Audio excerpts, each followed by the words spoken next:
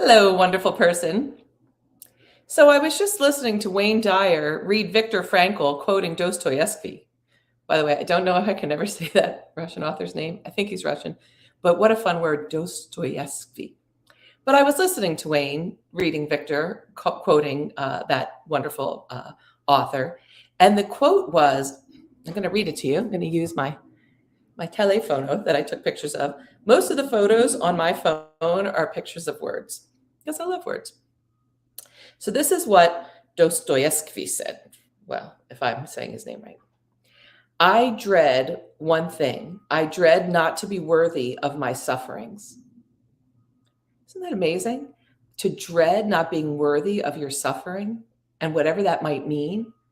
And then this is Viktor Frankl, who wrote Man's Search for Meaning. He was in a concentration camp in both Auschwitz and Dachau. And his book, Man's Search for Meaning, is something that I give out regularly and I highly recommend. And I often think that if Viktor Frankl could experience the eternal bliss of his immortal soul while in the most heinous conditions that I could imagine, then certainly I can do it, like in my apartment or wherever I might be. So this is what Viktor Frankl said. I'm going to put on my glasses. One of my friends like to call me Cindy Lou Magoo, Mrs. Magoo. If you ever watched the cartoon Mr. Magoo, he couldn't see very well and he had big glasses. So quoting Dostoevsky, I wish I would practice that name before this live stream. I dread not to be worthy of my sufferings. These words frequently came to mind after I had been acquainted with those martyrs whose behavior in concentration camps, whose suffering and death bore witness to the fact that the last inner freedom cannot be lost. It can be said that they were worthy of their sufferings. The way they bore their suffering was a genuine inner achievement. It is this spiritual freedom, which cannot be taken away, that makes life meaningful and purposeful. Do not think that these considerations are unworldly or too far removed from real life. It is true that only a few people are capable of reaching such high moral standards. Of the prisoners, only a few kept their inner full liberty and obtained those values which their suffering afforded. But even one such is sufficient proof that man's inner strength may raise him above his outward fate. Such men are not only in concentration camps. Everywhere man is confronted with faith, with the chance of achieving something through his own suffering. Like the story of a young woman whose death I witnessed in a concentration camp. It is a simple story. There is little to tell, and it may sound as if I'd invented it, but to me, it seems like a poem. This young woman knew that she would die in the next few days. But when I talked to her, she was cheerful in spite of this knowledge. Quote, I am grateful that fate has hit me so hard, she told me. In my former life, I was spoiled and did not take any spiritual accomplishments seriously. Pointing through the window of the hut, she said, this tree here is the only friend I have in my loneliness. Through that window, she could see just one branch of a chestnut tree, and on the branch were two blossoms. I often talk to this tree, she said to me. I was startled and didn't know quite how to take her words. Was she delirious? Did she have occasional hallucinations? Anxiously, I asked her if the tree replied, yes. What did it say to her? And she answered, it said to me, I am here. I am here. I am life, eternal life.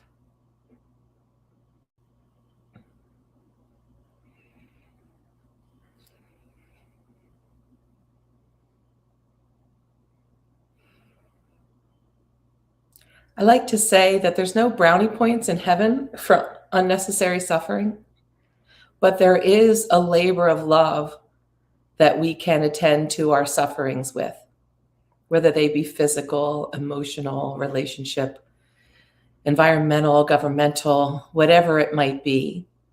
But there is a way that we can direct the suffering to liberate ourselves and to dissolve unnecessary suffering. My mission here on the planet went many of them, but one of the conscious ones I had for decades was and is to dissolve unnecessary suffering. I mean, because there's no brownie points in heaven for that. I mean, I don't think you get brownie points for anything. I don't think it works like that. And if, for those of you who aren't familiar, brownies are like the junior Girl Scouts, and you would get points for things when you were. I was a brownie and a Girl Scout for a while. I did not enjoy it. That was just my experience. I want to read something else. So we have two sources on suffering: Dostoevsky, and then Viktor Frankl. Well, three, then Cindy Lou. There's no brownie points in heaven for unnecessary suffering. And now I want to read a quote about suffering from Meher Baba, the avatar of the age. And this is a writing entitled Have Hope. Suffering generates understanding. Great suffering awakens great understanding. Supreme suffering fulfills its purpose and yields its true significance when it awakens an exhausted humanity and stirs within it a genuine longing for real understanding. Unprecedented suffering leads to unprecedented spiritual growth. It contributes to the construction of life on the unshakable foundation of the truth. It is now high time that universal suffering should hasten humanity to the turning point in its spiritual history. It is now high time for the very agonies of our times. It is now high time that the very agonies of our times should become a medium for bringing a real understanding to human relationships. It is now high time for humanity to face squarely the true causes of the catastrophe that has overtaken it. It is now high time to seek a new experience of reality, to know that life is real and eternal, and it is to inherit unfading bliss. It is time that human, had this realization by being unified with his, her, their, its own self. Oh, isn't that wonderful? It's just high time that the agonies, the unnecessary agonies, awaken the true spiritual knowledge, power, and bliss. And it's happening, by the way. It's happening for me. It's happening for my colleagues. It's happening for my playmates across this planet and through Prosper Plus and the Galactic Council of Women, All Genders Welcome, and countless other groups that have been training their whole lives. I mean, I know that I've come to this earth for this moment in time. I said to my Creative Force team via email this morning that I feel like I'm birthing the most immense baby. I felt like I was hurled out of bed this morning from life surges, and that I needed to go walk outside immediately and integrate that energy and that was flowing through me so strongly and help Mother Earth support me in it. There are so many of us, and I believe you too, that have been longing to be a positive, constructive force during these times, which is called the Kali Yuga era, the age of destruction, the age where we dissolve and destroy that which no longer serves, or that suppresses or strangulates or excludes, and build a new golden age, a true new humanity, a new life based on the principles. You know, spirituality, in my definition, this is how I define spirituality. Spirituality is that which brings you joy and the sense that all is well and that you're connected to everyone and everything. It's a feeling. I mean, it can be part of a belief construct, but it's more a feeling. I remember when I first realized what spirituality was from that definition that I love living in. I was driving to what was called Freshfields Market on a Sunday morning. I was raised Catholic, and like, you know, the good Christian soldier that I was, I would bring my kids to church and we would go to church. And church, which was a place that I did find connection to something greater within me, became, I mean, just not enjoyable. It was either the kids were so great that I was just paying attention to how adorable they were, or they were so horrible that I was trying to control them, and it didn't feel spiritual to me. Didn't feel in alignment. So I remember this one Sunday, I didn't move the mountain to get the family to church, which was generally what I was doing, was scheduling when we would go to mass. And I decided to go to this organic market. Whole Foods then took it over. But it was this tiny little Fresh Fields market. And I remember driving out there and having this experience, I'd say, of existential bliss, of like, oh, whatever, however I know God is everywhere and in this moment. And that I wasn't, no offense to the Catholics who believe this. Absolutely keep your own belief system. But I wasn't committing some venial or cardinal or mortal sin. I was seeking out how to be connected to that which I've come here to do, is to dissolve unnecessary suffering and to experience the bliss of being connected to my soul while in a body, which is also orgasmic pleasure too, by the way. As I like to say, more gasms, less isms for everybody. And so when I was listening to this Wayne Dyer talking and quoting Viktor Frankl, and I'm trying not to say the author's name because I don't want to mispronounce it for like an 85th time. 85th is an exaggeration. I like to say I'm prone to exaggeration and hyperbole, and I'm okay with it. Dostoevsky and Meher Baba and myself and my experience and looking around what's going on in the world and what's going on in a world way that we can see more than we've ever been able to see before. And knowing this is a time where there's going to be an influx of dissenting opinions about what needs to happen for there to be health, happiness, harmony, and prosperity plus. I love this quote. This comes from a man named Edwin Dingle, who brought a lineage, the Institute of Mental Physics lineage, to America, to the world in the last century. He said that a defect of memory is the origin of opinion. A defect of memory is the origin of opinion. And what that means is forgetting that we're infinite and that we're having a temporary human experience designed to help us experience love and relationship and awaken to our true self in this great game of forget and remember. That forgetting that is the origin of the opinion of the other, of being separate, of having something that would be adverse to someone else. So this knowing that suffering can bring us to finally let go of the suffering. I want to read that part in the quote from Baba again about, I like the word unprecedented. I feel we're all unprecedented. I certainly feel unprecedented. Face ID not recognizing me with Mr. Magoo spectacles. Ms. Magoo. Well, does it have to have any gender or relationship to marriage, for God's sakes? Do we need any of that? Well, technically, I'm Juris Doctor. We can call me Dr. James. Unprecedented suffering leads to unprecedented spiritual growth, joy, connection, all is well. It contributes to the construction of life on the unshakable foundation of the truth, capital T truth. It is now high time that universal suffering should hasten humanity to the turning point in its spiritual history. It is now high time for the very agonies of our times to become a medium for bringing a real understanding to human relationships. I'm going to read it all because it's so crazy freaking great.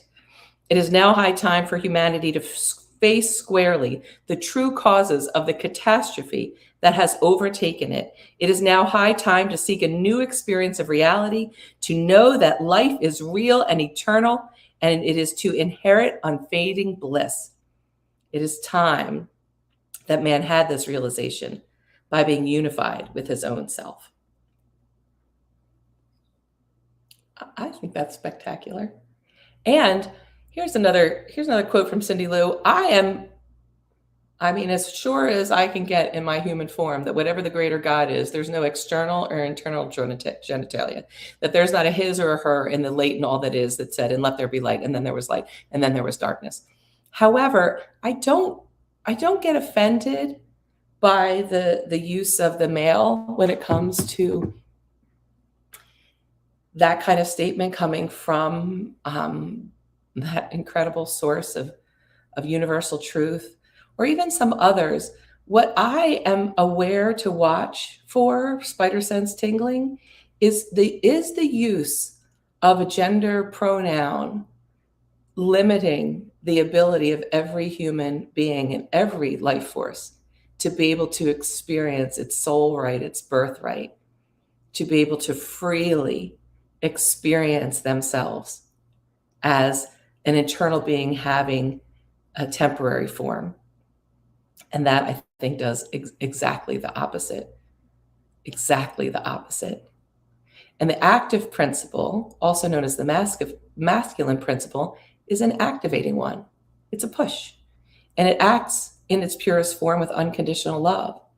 And the feminine force, but to take it out of body terms, the receptive force receives and gestates and nourishes and creates life at a level that our minds can't possibly comprehend, both tender and fierce.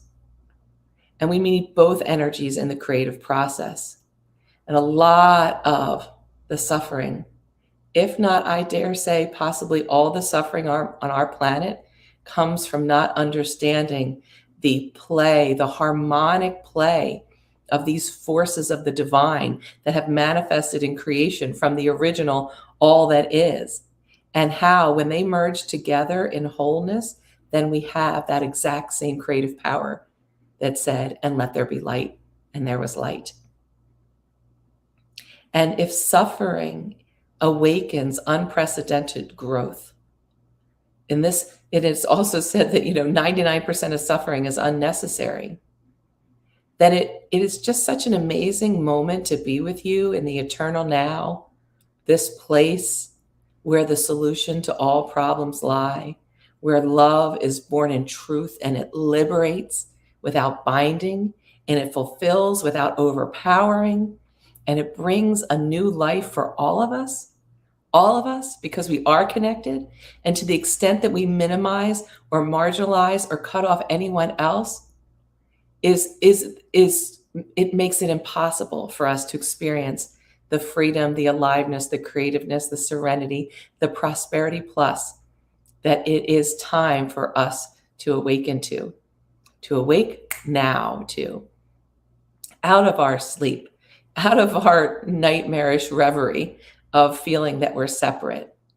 And the 1% that's necessary is when we dissolve that ego self, that self that says my way, the should, this is the way it's been done, it's the way I want it, but it comes from the more limited, defended place.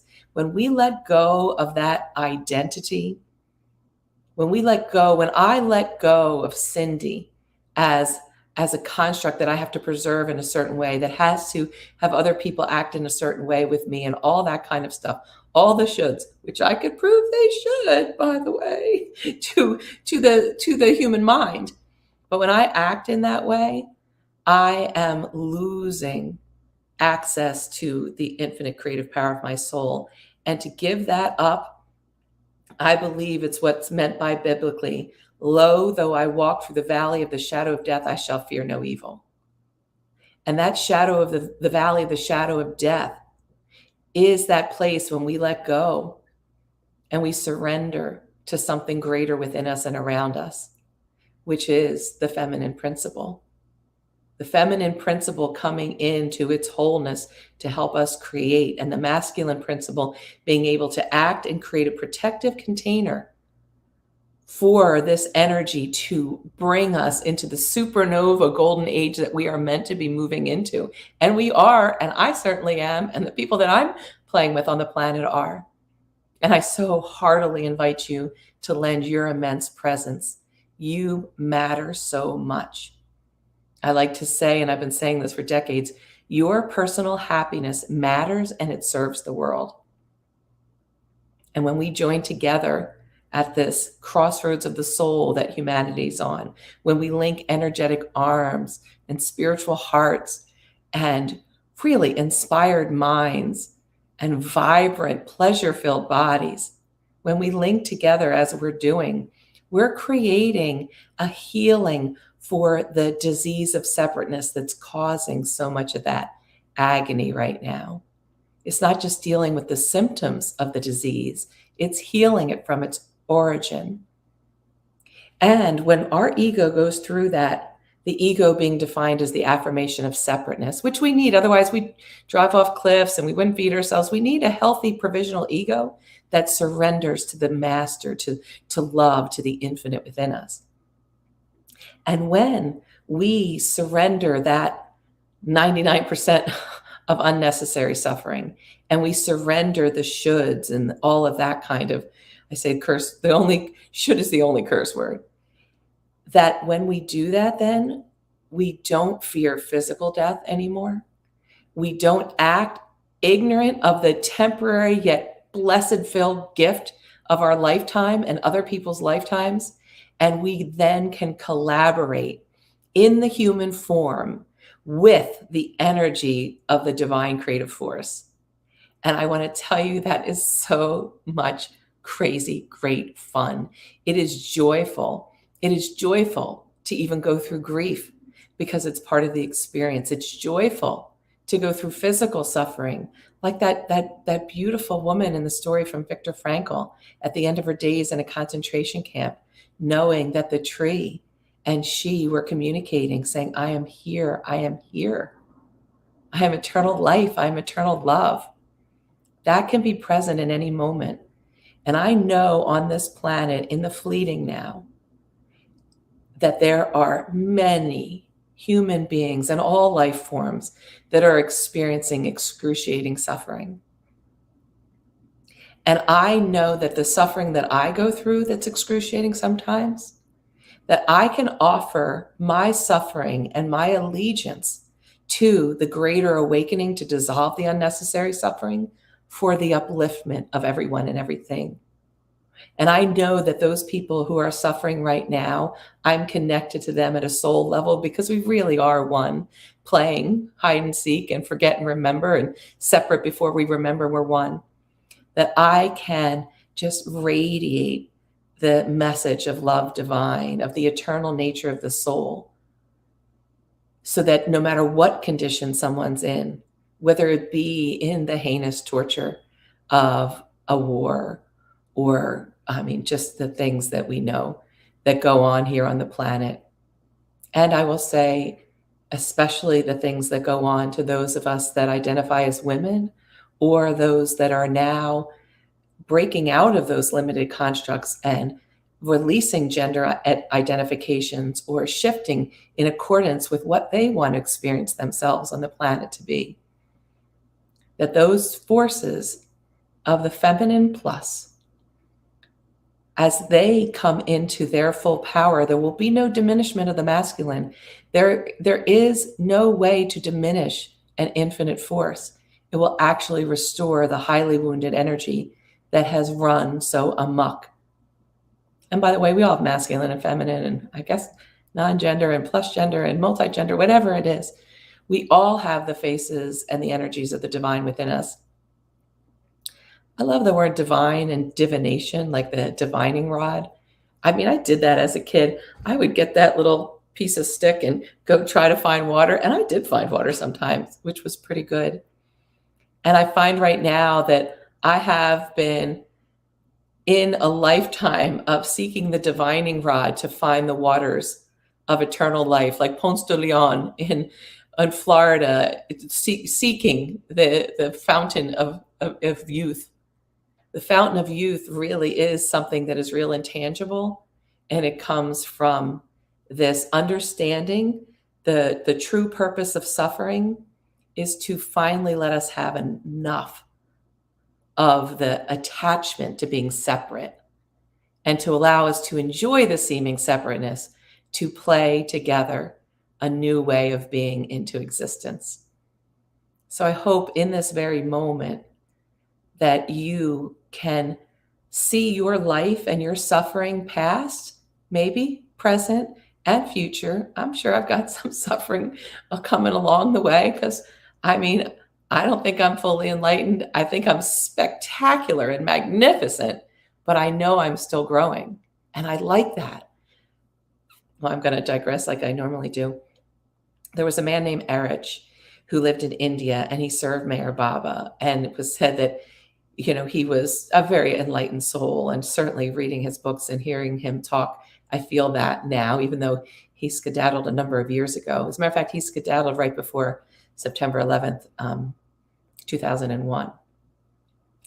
There was a new person that came to the retreat center, the ashram in India, who was new to the awakening of God within. And he said something, Eric said something like this to this person. Oh, I am so, I'll use my words. I don't know what he said exactly, but jealous of you. You are just beginning to drink the nectar of this whole creation existence, and I'm about to have my last sip. And so that whole journey from forgetting we're infinite to remembering is not a curse. There's not an absent or cruel divine that is. I used to think God was like this pit bull master and just put us in. No. It is a beautifully designed game. I like to say creation is the greatest computer game ever written, and whatever the creator is the computer programmer. And when we realize that we are one with that computer programmer, then the game changes.